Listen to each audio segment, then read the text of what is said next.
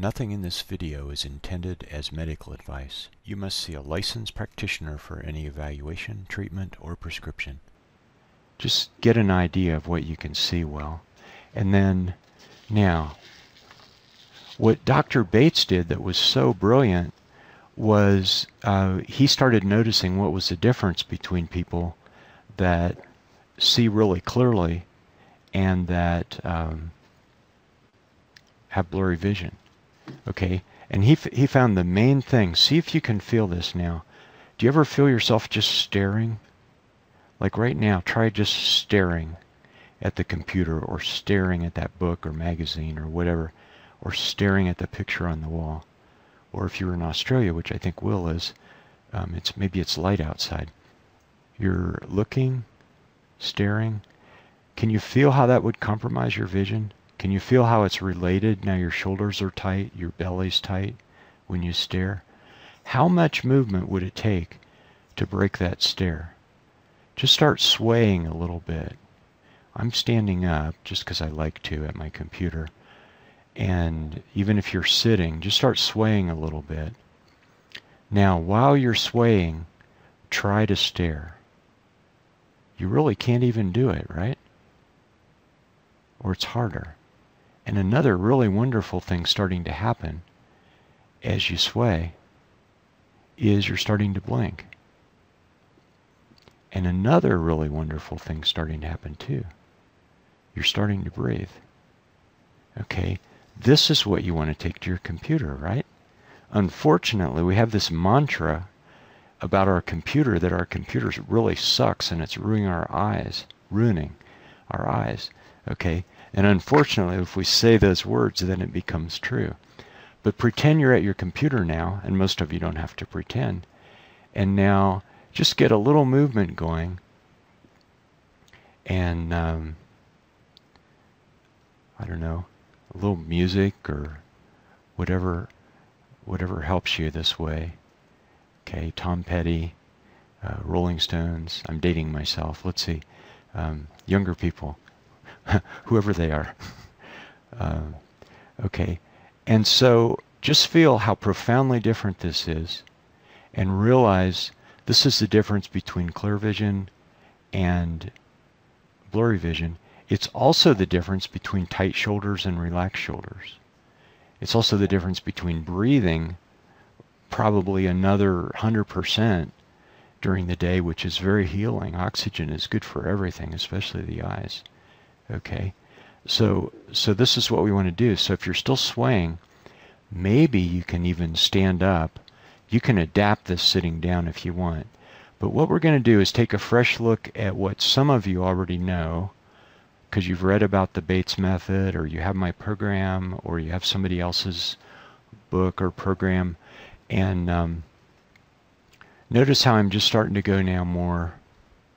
I'm letting my hips and my whole upper body and my head and of course my eyes, letting it go back and forth. So now what started out as a sway, now when I sway to the left, I turn to the left, and when I sway to the right, I turn to the right. Left, right, left. Actually, just I'll say this way, that way, this way, that way. Okay, because some of you might be on a different rhythm. Okay, now this seems so silly and so simple that nobody wants to do it. Everybody thinks, well, it doesn't. Oh, I just realized.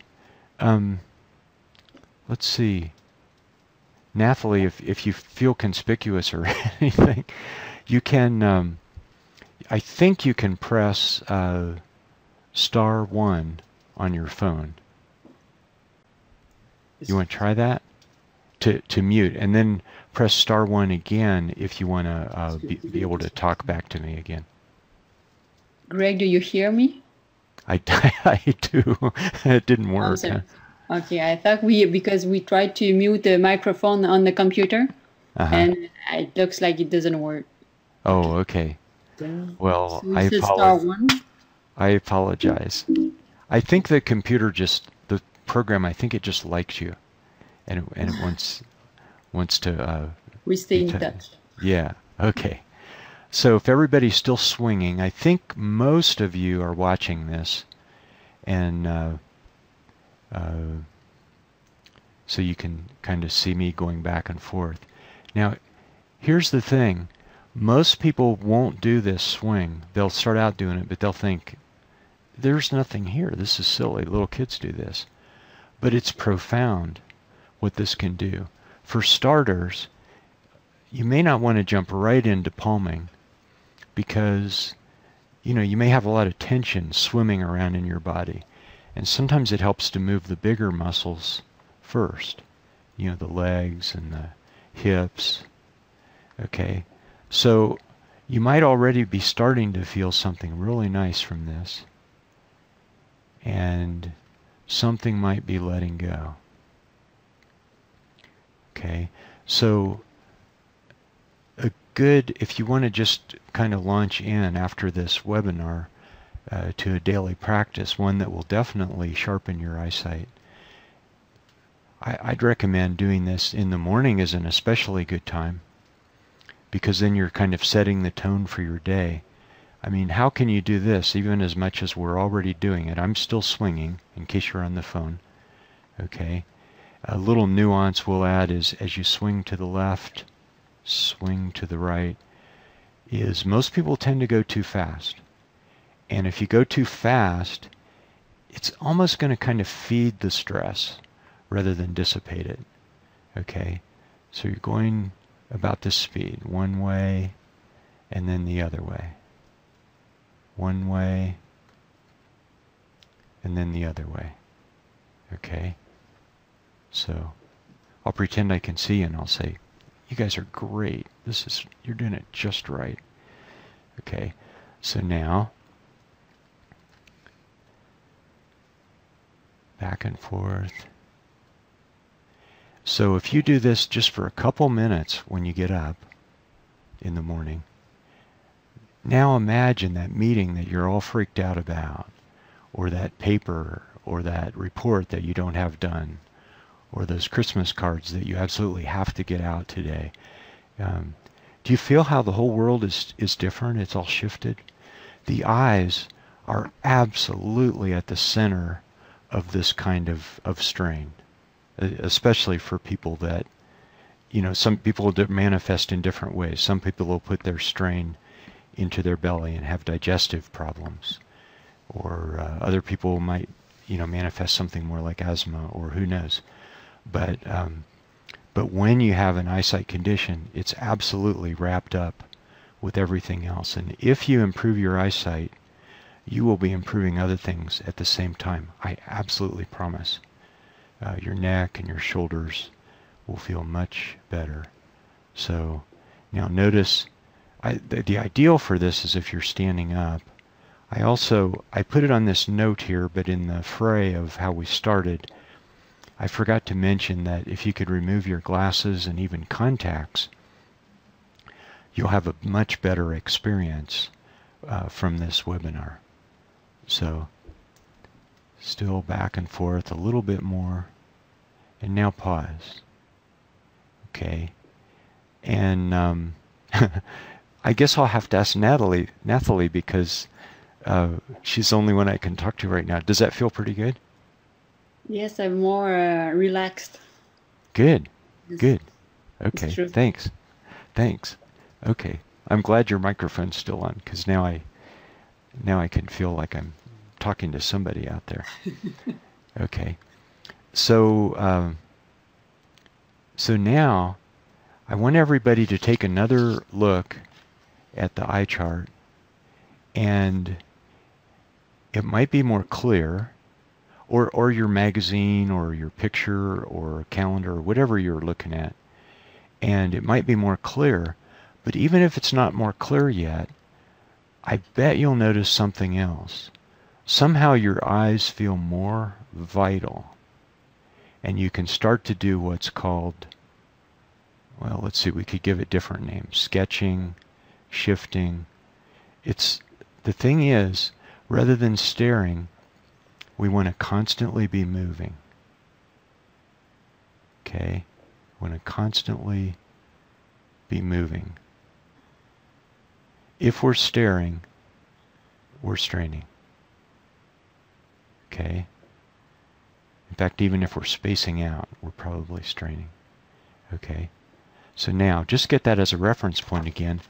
And now let's do this. These are very simple techniques that I'm going through tonight. But if you've done them before, if you've done palming before, maybe you even notice something a little different. Or maybe this restores your faith in it. Swinging, I mean. So now, palming, I'll describe this as if you're just on the phone, because I think some of you probably don't have video. So if you're palming, let's start with just the left hand, and just kind of look at the middle of your palm, and now put that exactly over the middle of your left eyeball. Some people their hands seem to slip down their face, but you really want your palm centered right over your eyeball. Okay, and now put your right hand over your left hand, and if you can see me, you'll see that my hands are crossed. And if you can see me, you'll see why it's not good to have them parallel. Do you see my problem? See, I want to have an expansive chest and a big feeling, easy to breathe. But if I do this, if I put my hands parallel, I'm squishing my chest.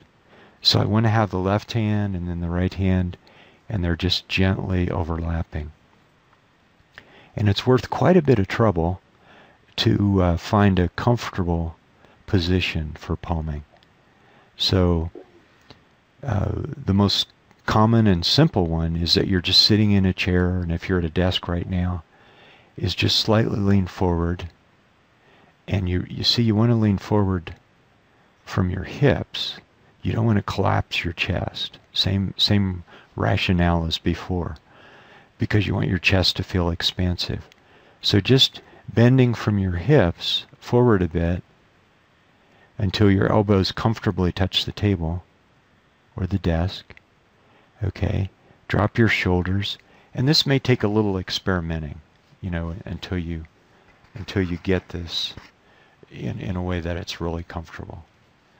So if I'm going to go ahead and we'll do some palming for a few moments, and if you get to the point where your shoulders are crying and going, hey, stop, then what you can do is just drop your hands and pretend that you're palming.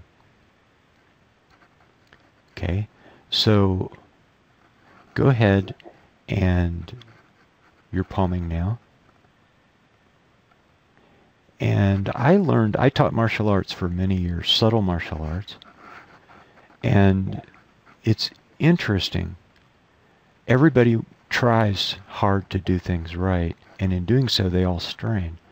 Okay, and what I learned is often it's good to do it the wrong way first and exaggerate, and then bounce back into relaxation. So what I want you to try is tense up your hands and your arms and your fingers, and just smile and realize some people palm this way for years. I've met them. They've come to my office and they've showed me how they palm, and I say, wow, I have good news for you. So now realize that this is how we do a lot of things. Maybe we hold our pencil or a pen this way. Maybe we hold our fork or spoon this way. Maybe we walk around all day with tight muscles like this. But here's a chance, symbolically, through palming. Relax your palms. Relax your fingers. Let your fingers melt into your forehead. Melting, dissolving, relaxing. And let your palms melt into the skin all around your eyes. And let your shoulders relax. And you feel this relaxing, healing energy starting to circulate through your arms, forearms, wrists, palms. And this relaxing, healing energy is starting to absorb into your face, into your eyelids. Oh, and by the way, you want to have your eyelids closed, gently closed. And now, you can feel that relaxation. It's just like the way water is absorbed into a paper towel. It's your muscles around your eyes are so eager to absorb this relaxation. So you can feel the relaxation absorbing further and further back, all through your eyes, all around your eyes. And now your eyes are fully enveloped in relaxation. Okay, and then those muscles we were noticing before, somehow you know that they're relaxing right now. And your eyeballs, which became contorted, now your eyeballs are relaxing back into their natural round shape. And you notice that you want to breathe. And see, that's even better than saying, oh, I forgot to breathe, I'm going to try to breathe. Is do things that cause you to relax so much that you naturally breathe. Okay, so let's stay with this just a little longer. And if you have any stiffness, again, if you have a lot of stiffness, you can just take your palms away from your eyes and pretend that you're continuing to palm. Okay, and if otherwise, you can just adjust your posture. It's really worth it. Also consider that you could do this as you're laying down to sleep. And just put some pillows under your elbows and just relax. See, if you can do a little bit of swinging and a little bit of palming before you go to sleep, especially if you have trouble usually sleeping, think of the different energy you're going to have all night long for having taken that very short preparation to relax your mind and relax your eyes. Okay, so palming, you could do it, for 20 minutes. Like they say with transcendental meditation, they always said 20 minutes. They did a lot of research and found that the mind really lets go, really changes its frequency after about 20 minutes. But even if you do it for 2 minutes, it's like a touchstone. It can remind you who you want to be, how you want to be, how you want to see. Okay, and if you have 5 minutes, that's fantastic. Okay, so now we're going to stop palming in 2 steps in case you're in a bright room. First, let's remove our hands from our eyes, but leave our eyes closed. So 1, 2, 3. Okay, and I got a little turned around there while I had my eyes closed. I was still swaying. And now 1, 2, 3. Blink open your eyes. And now, if you check now, the eye chart or whatever else you were looking at, you'll find a couple things. A lot of you are actually going to notice that it's more clear, that you can see a row or letters or something that you couldn't really see clearly before. Another thing you may notice is maybe the letters are blacker. Before they might have been more gray. And this is something like if somebody has symptoms of cataract, this is a really heartening thing to look for, is the letters blackening. It gives you faith. Okay, and so Again, I can only ask Nathalie. What do you notice after you palm? The last row was more blurry at the beginning, and now it's almost perfectly clear. Great, great. Okay, thanks very much for for being my sidekick. I really appreciate this. Okay, so okay, so why did that happen?